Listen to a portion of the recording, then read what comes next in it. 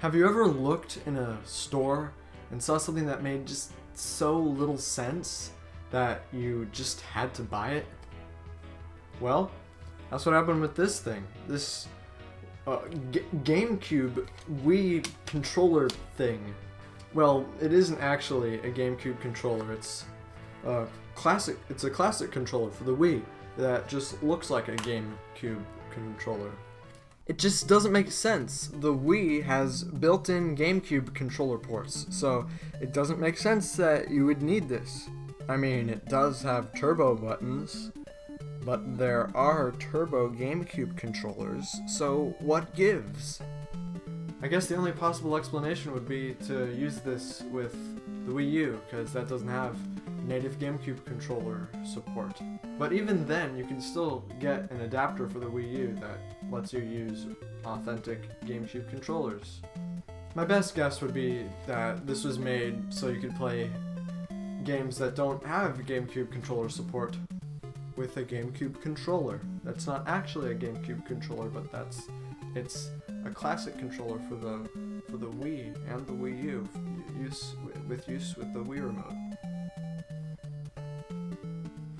I don't have that many games that would make sense with this controller, because if a game has support for the classic controller, it probably supports the GameCube too, like SpongeBob's Truth or Square.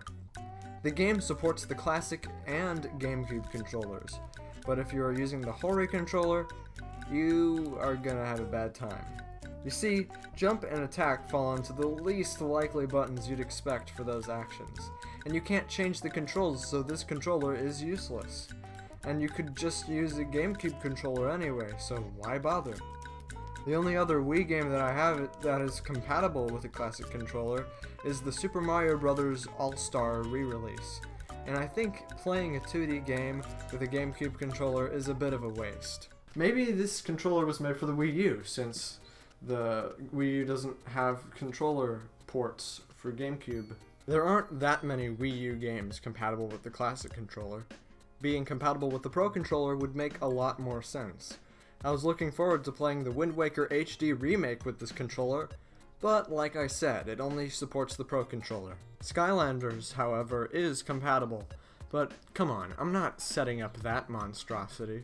Hey, Super Mario 3D World is not compatible with the GameCube controller, so it would make sense that you'd use that controller with this. And how is it?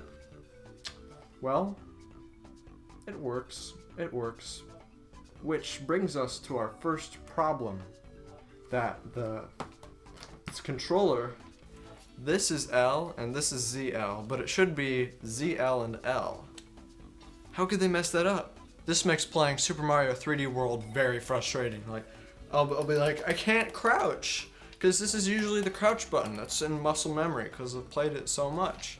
This is crouch, but this is crouch. I assume this controller was meant for Super Smash Bros. Since they called it a battle pad. Whatever that means.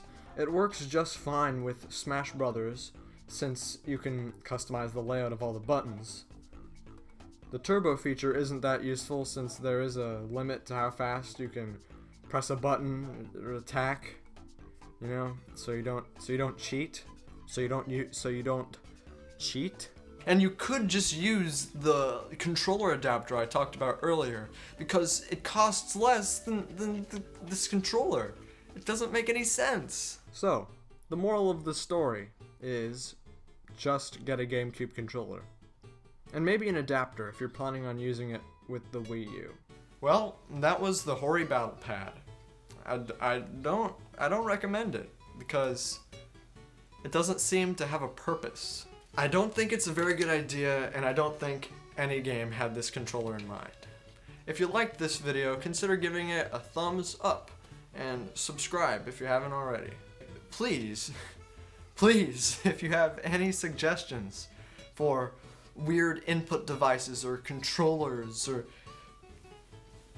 seriously, just if you have any suggestions for any interesting input devices or controllers or mice or anything that you want me to talk about on the show, please go ahead.